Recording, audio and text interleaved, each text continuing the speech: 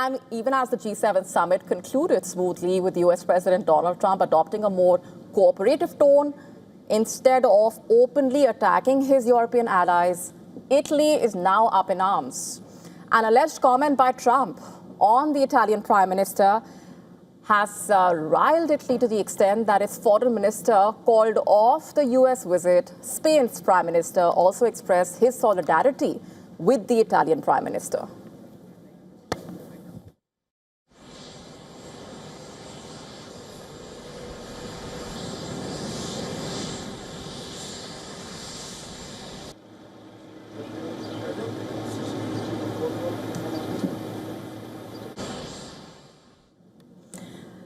Now, just for context here, it all started with Donald Trump's interview with an Italy-based channel on the sidelines of the G7 summit.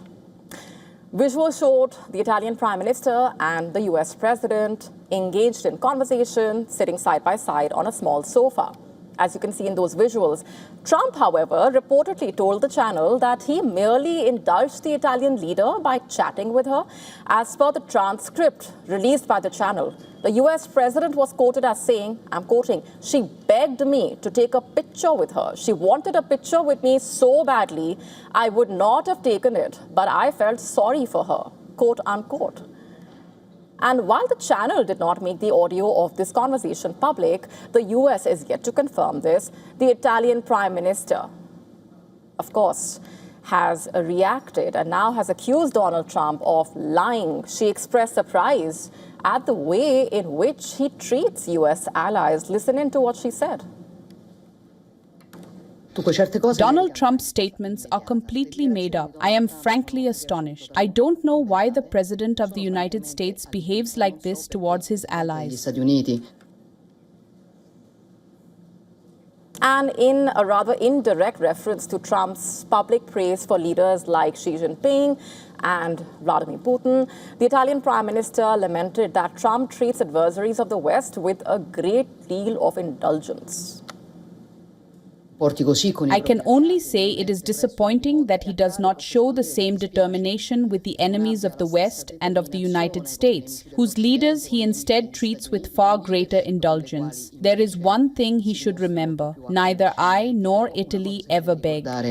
Io e l'Italia non imploriamo mai. In fact, the ripple effects were quite visible. Italy's foreign minister cancelled his visit to America from June 21 to 22. He was supposed to attend an Italy-US business forum in Miami and meet the US Secretary of State as well.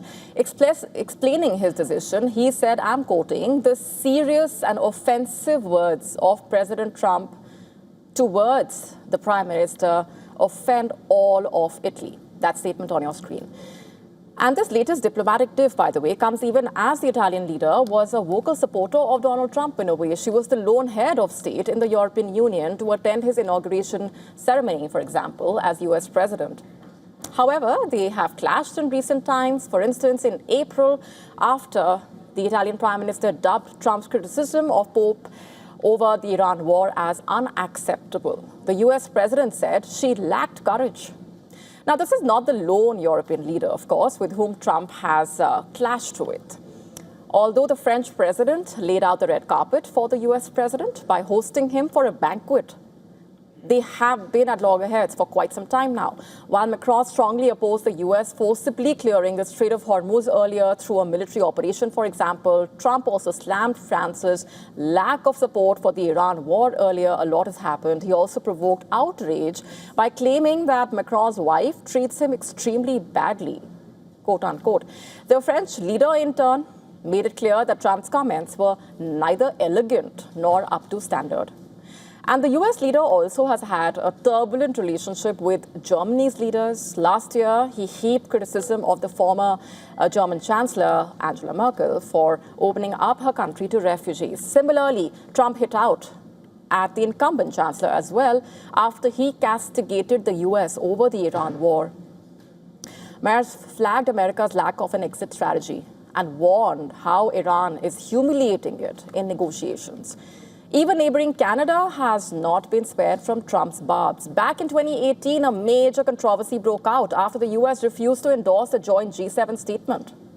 with Donald Trump accusing the then Canadian Prime Minister Justin Trudeau of acting meekly and making false statements over tariffs between the two sides. In 2024, he even described Trudeau as a governor. Trump also, riled the present Mark Carney-led government by referring to Canada as America's 51st state. And this also spurred Canada to reduce its reliance on U.S. defense firms for the purchase of fighter jets.